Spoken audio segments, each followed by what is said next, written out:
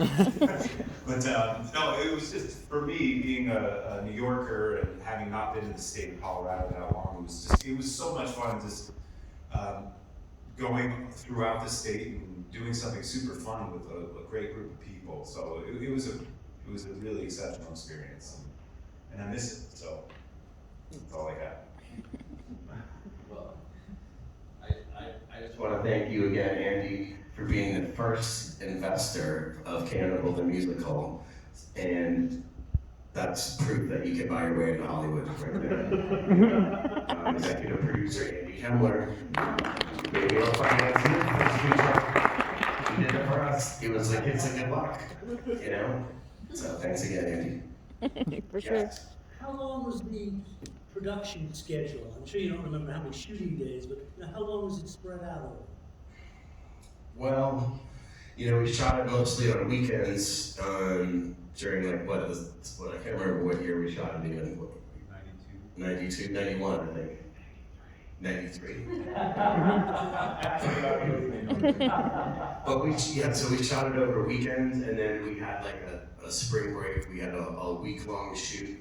So most of it was done during like a 3-month period or so. But the Indian scene, that took like an extra, we had to reshoot that, and we were trying to find patches of snow in the middle of summer, and it kept raining, and we used like 6 different locations for that one scene. If you look at it now, it's just like, it's really just kind of cut together, and there's like a couple close-ups just because we were cheating locations. But that took like all summer. Like we kept shooting the Indian scene, it just wouldn't die. But you know, so 6 months spottily. Really a great student film. You're coming from the East Coast. I've seen a lot of the films from Columbia and NYU. This was a slam dunk, and obviously everybody knew it. So congratulations. Thank you. Thank you. If you saw, Jerry played the short of us when I was ripping on NYU and Columbia and all that schools. Like, Boulder, come to the film school in Boulder. When at the time it was the least funded department in the whole school. And we'd look over at the football team, and they had all this like badass video equipment, and we would just be having these Bolexes that would break down. Some things haven't changed. Okay. Oh no. Robert, why don't you talk about the film equipment that we used to shoot Cannibal and shooting in freezing snow? Well, we were shooting 16mm, of course, at the time, and so I think we used a few different cameras. We probably used, like, if we were lucky, we used an Arri SR-15, and then if we used an Eclair, and we would, cameras would break down every now and then. We'd flash a roll of film, but it was really tough because it was expensive. We couldn't have too many takes. We had to be very economical during the filming, and of course during the weather, it was if we did have really cold weather or water, those cameras weren't quite as robust because they were older and kind of cobbled together from the film department. So it was always a tough thing to do, especially with no budget and trying to light for film. Speaking of flashed film, so the song "This Side of Me" that I sang in the film is the second time we shot that. The first time was on some beautiful mountain side in the golden light, which is perfect for, an actress's face. and it was really magical, and I was so excited to see the footage and everything, and then I heard that it was flashed. Is that what you call it, when you flash? But I still love that scene. I forgot that. That's what happens. Yeah. It lives in the underside, what do they call it in Stranger Things? Upside down. Upside down. Upside down. That's awesome. Oh, I have a question. Question for Robert. How were you Frenchie and the DP at the same time? Well, we brought in another DP for when I was Frenchie, Chris Graves. So I shot, a good portion of the film when Chris came in and worked on the scenes that I was attempting to act in. And at the end, the musical number, we were both shooting because there was just so much to do. So we had 2 That was in so we did a Fox. We did 2 pilots for Fox. Time warped.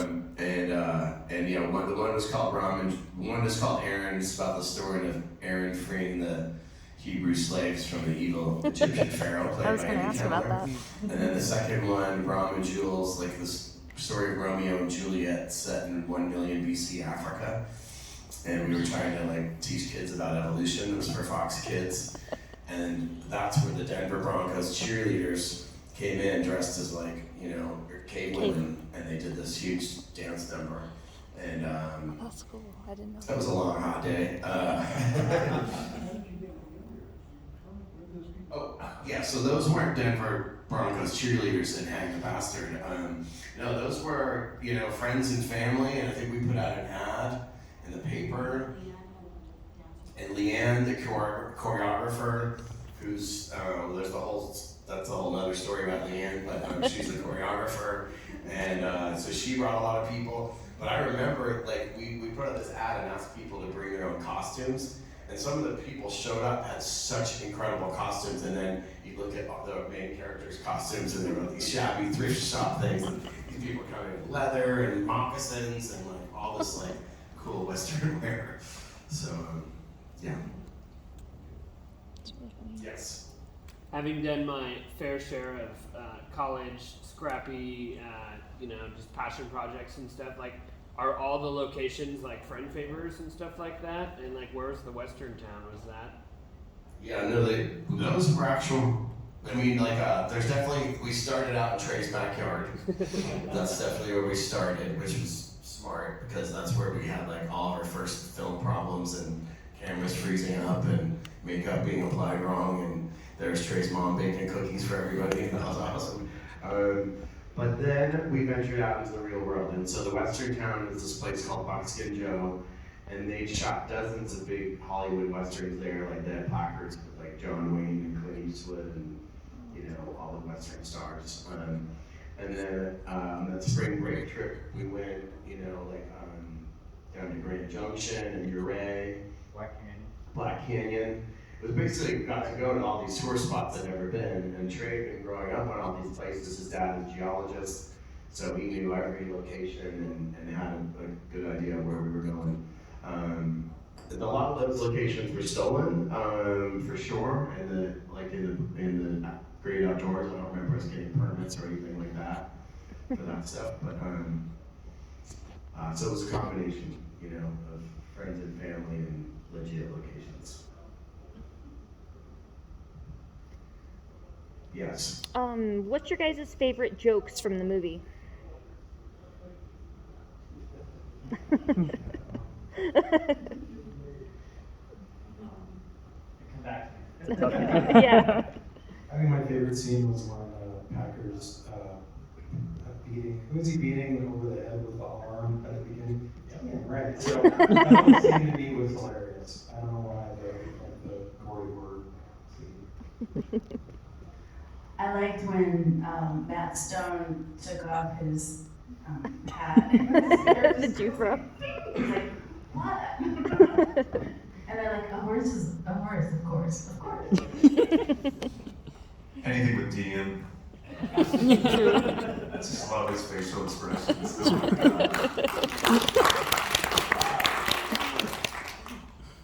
Actually, I think it kills me every single time I see the scene of Marty playing the sheriff. When he comes out in front and confronts Trey and says, he's like, you know what they say about sunrise. And it's so fucking amazing because he literally did forget his line. I'm pretty sure he actually didn't know what they say about sunrise. But it plays so perfectly in the movie and he didn't break character, he just went with it and was like, he just walks away. It's so awesome. The timing is so perfect. Yeah, that's it's so good. That is a great scene. Yeah, it's those kind of weird moments that I like. For me, the thing that comes to mind is your scene when you're like, I'm an artist, and I sculpt with my hands. Like, every time you're hitting on the Indians, it's like my favorite parts of the movie. So yeah, that was probably my favorite. That's awesome. But anyone else? Who's the Indian chief? Great question. That's Maki-san, who is a famous sushi chef in Denver, or in Boulder. Sushi Zanmai. Is Sushi Zanmai still there? Yeah. And then, so he was, the part of the Indian chief was written for Maki, and then he said he wouldn't do it. He told us no, and we got this other guy, I can't remember his name, to play the Indian chief. We did a day of shooting with him, and it just wasn't funny, and it just like, this wasn't coming off, and then basically, I think Jerry even helped us. We had to go back and beg Maki to do the part, and he finally agreed, and then the rest is history. Yeah, because Jerry was the best customer at the sushi restaurant back in the 90s. It was like, still is okay. It's a great spot. We should be going there. And this actually provides a bridge to our next film because we have so much overlap between our next film and our cast who are here because he was in Orgazmo as well, right? Yeah. In fact, I think everyone here, Robert, you were involved. We were trying to get Robert to shoot, but I can't remember why it didn't work out. Do you remember what happened there? Yeah, we had this guy Kenny who shot the trailer, but we were trying to get you to do that too. And I can't remember if you wouldn't come to Los Angeles or something. I don't know. See, Kenny did a good job, but no one's as good as Robert. Robert's,